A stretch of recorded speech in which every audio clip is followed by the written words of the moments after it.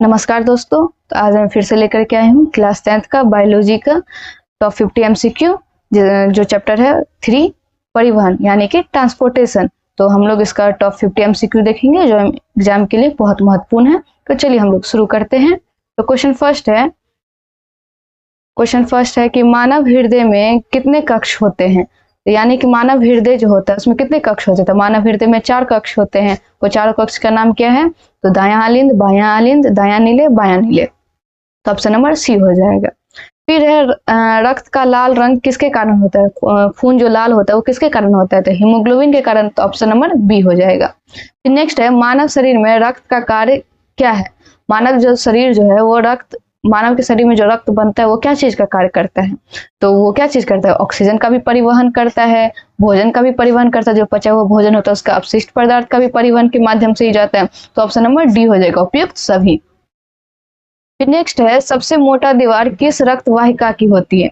सबसे मोटा दीवार किसका होता है? तो धमनी का होता है। वही क्या करता है? शुद्ध रक्त को पूरे शरीर में भेजता है। तो ऑप्शन नंबर सी हो जाएगा। फिर नेक्स्ट है शुद्ध रक्त हृदय से शरीर के सभी भागों तक किसके द्वारा जाता है? तो शुद्ध रक्त जो होता है कौन सा हृदय के कौन सा भाग जिसके द्वारा जाता है? तो धमनी के द्वारा जाता है। तो ऑप्शन नंबर बी हो जाएगा। नेक्स्ट है मानव हृदय का प्राकृतिक पेसमेकर कौन सा है?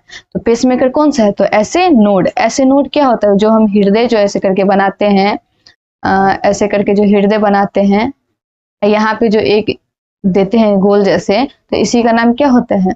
इसी का नाम होता है ऐसे नोड। इसी को बोलते हैं ऐसे नोड। फिर नेक्स्ट है क्या है? केशिकाओं की दीवार कैसी होती है? केशिकाओं की दीवार कैसी होती है? तो बहुत पतली होती है। फिर अगला है कि लसिका का मुख्य कार्य क्या होता है? लसिका जो होता है हमारे शरीर में क्या चीज का कार्य करता है? तो वसा का परिवहन का कार्य करता है। किसका परिवहन करता है? वसा का परिवहन। फिर नेक्स्ट है मानव शरीर में सामान्य हृदय गति कितनी होती है? मतलब हमारे जो दिल का धड़कन जो होता है कितनी होती है? तो 72 पर मिनट, यानी कि 1 मिनट में कितने बार धड़कता है? तो 72 बार धड़कता है।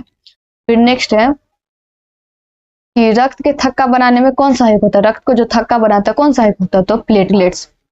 कौन सहायक होता है? तो प्लेटलेट्स।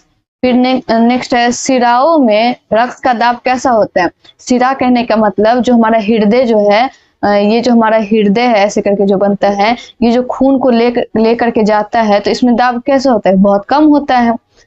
तो क्या हो जाएगा? Option number C. फिर यही जो यहाँ से जो धमनी जो जाता है, यहाँ से जो पूरा धमनी निकलता है, तो इसका दाब कैसा होता है? धमनी मोटा होता है तो इसका दाब क्या होता है? अधिक होता है। क्या होता है? अधिक।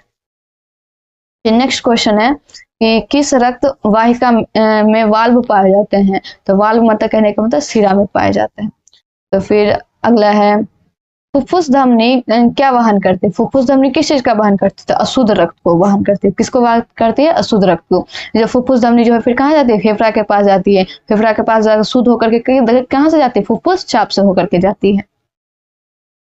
फिर नेक्स्ट है फुफ्फुस शिरा क्या वाहक करती है? तो फुफ्फुस शिरा क्या वाहक करती है? तो शुद्ध रक्त। वही जो फुफ्फुस चाप जो बोले वही फुफ्फुस शिरा। फिर नेक्स्ट है रक्त का तरल भाग क्या कहलाता है? तो रक्त का तरल भाग प्लाज्मा कहलाता है। फिर नेक्स्ट है मानव हृदय किस प्रकार का परिसंचरण दर्शाता है? मानव जो हृदय है किस प्रकार का परिसंचरण कहलाता है? तो ये क्या कहता है? द्विगुण परिसंचरण। द्विगुण परिसंचरण कहने का मतलब ये जो हमारा हृदय जो है ऐसे करके जो बना हुआ है, ये हृदय क्या होता है? इधर से अशुद्ध रक्त आता है, फिर ये आने के बाद कहाँ जाता है? इस वाले भाग में जाता है। फिर यहाँ से वो ऐसे होकर के कहाँ जाता है? फेफड़ा के पास। फेफड़ा से शुद्ध होकर के फिर इधर आता है। तो जब तक ये इधर आ रहा है तो फिर से रक्त नहीं इधर जा रहा है, तो ये काम तो रुक नहीं ना रहा है। इस वजह से फिर ये यहाँ पे आता है, फिर यहाँ से शुद्ध होता है, फिर शुद्ध होने के बाद फिर यहाँ से वो क्या करता है? पूरे शरीर में जाता है। तो यानी जब वो शरीर में जा रहा है तो फिर से ये काम हो रहा है, तो रुक नहीं रहा है। तो इसीलिए हम किसको क्या बोलते हैं? द्विगुण परिसंचरण कहते हैं। फिर नेक्स्ट है कि आरबीसी का जीवन काल लगभग कितने दिन का होता है? तो आरबीसी का जीवन काल लगभग 120 दिन तक होता है।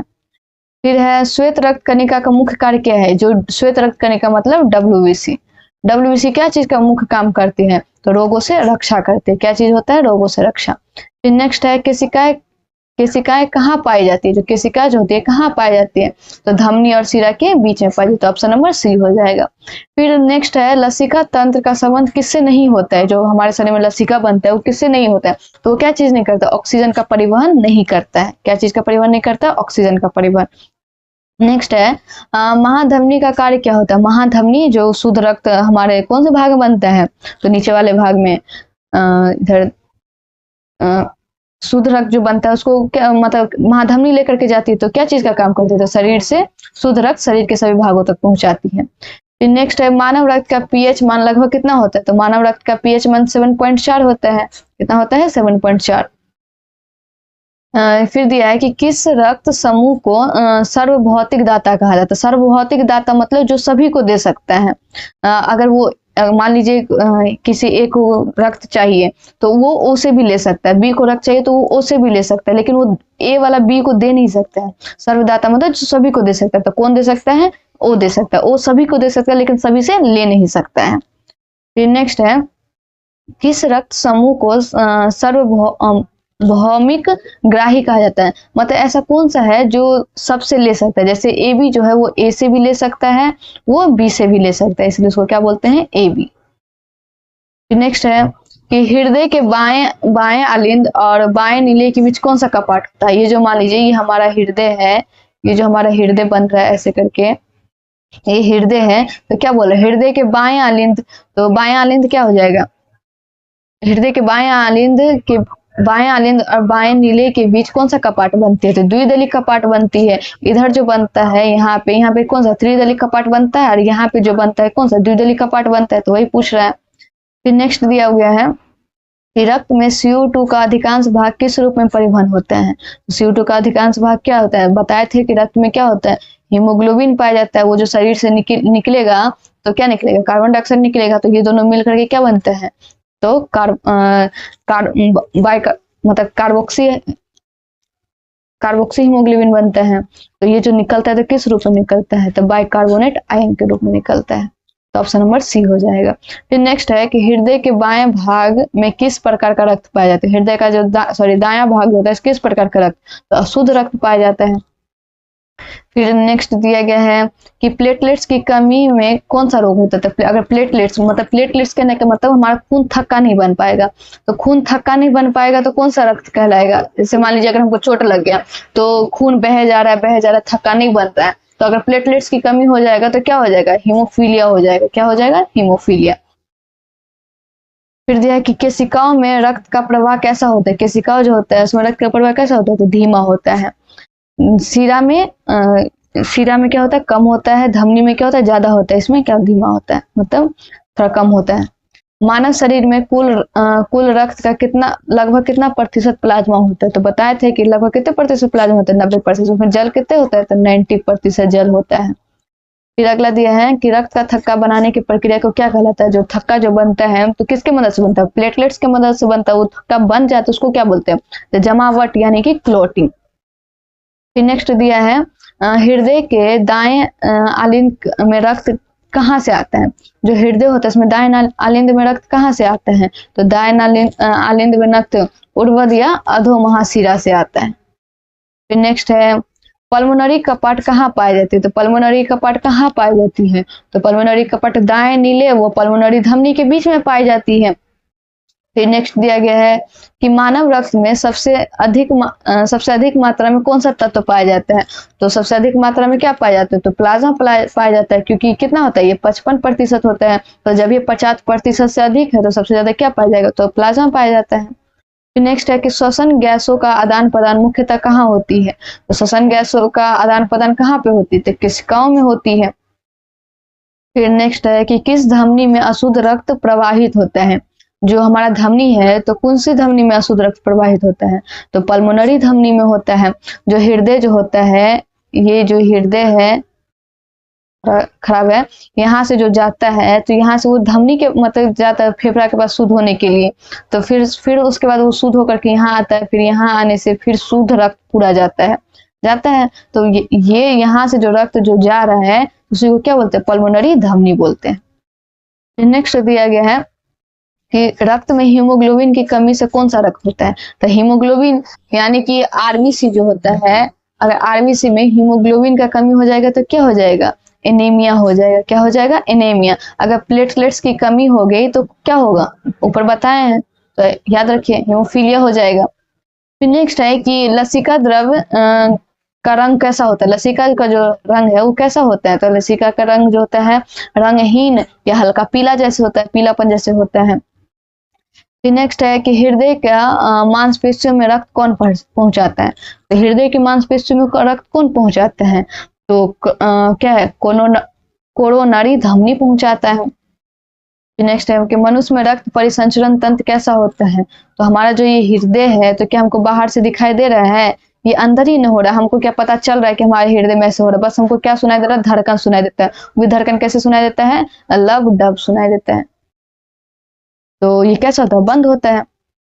नेक्स्ट है कि हृदय की धड़कन की ध्वनि लब अभी बताए थे लब डब किस कारण उत्पन्न होती है, तो किस कारण उत्पन्न होती है, ये जो कपाट बंद होता है, इसमें जो यहाँ से खून आ रहा है, फिर ये यहाँ खून आ रहा है, फिर ये अपना प्रेशर लगा करके फिर खून इधर भेज रहा है, फिर यहाँ आ रहा है, फिर ये नीचे आ रहा है, फिर ये अपना प्रेशर लगा करके जो शुद्ध रक्त को महाधमनी से होकर के जो भेज रहा है, यही सब जो प्रक्रिया है, इसी वजह से हमारा लब डब मतलब दिल का धड़कन सुनाई देता है। तो किस वजह से होता है, तो कपाट बंद होने की वजह से। अगर कपाट खुला रहता तो आवाज आती नहीं।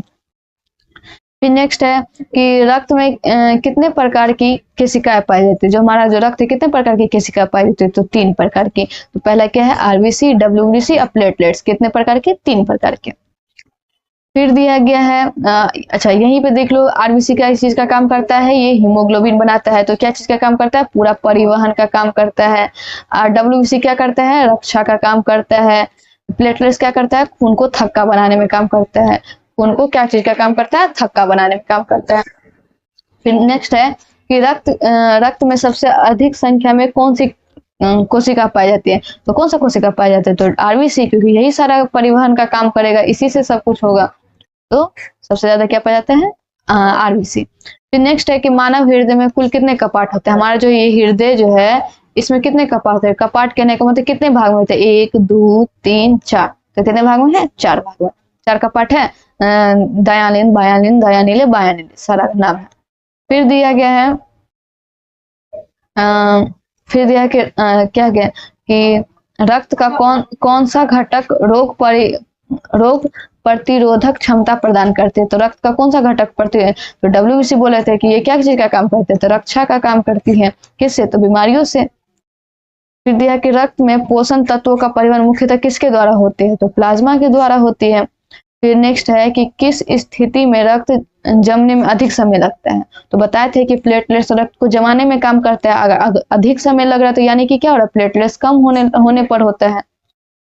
फिर नेक्स्ट है लसिका तंत्र एक प्रमुख कार्य क्या है, लसिका तंत्र का प्रमुख कार्य क्या है, तो वो क्या करता है, उत्तक द्रव्य का संतुलन करता है, जो हमारे शरीर में जो होता है। हृदय का सबसे मोटा भाग कौन सा होता है, जो हमारा हृदय का सबसे मोटा भाग कौन सा होता है, तो नीचे वाला भाग होता है, यानी कि बायानिले होता है, क्योंकि वही शुद्ध रक्त को सारा ये करते हैं। फिर दिया गया है कि रक्त परिसंचरण की खोज किसने की थी, मतलब यानी कि जो रक्त परिसंचरण तंत्र हम जो पढ़ते हैं, हृदय को मानते हैं, उसका खोज किसने किया था कि ऐसे ऐसे काम करते हैं, तो उसका नाम है विलियम हार्वे। सर्वप्रथम वही परिसंचरण तंत्र की व्याख्या की थी। तो यहाँ पे हम लोग का 50 मोस्ट इम्पोर्टेंट MCQ खत्म होता है, तो यहीं पे था। तो धन्यवाद, आप लोग आराम से पढ़िए, ख्याल रखिए, बाय बाय।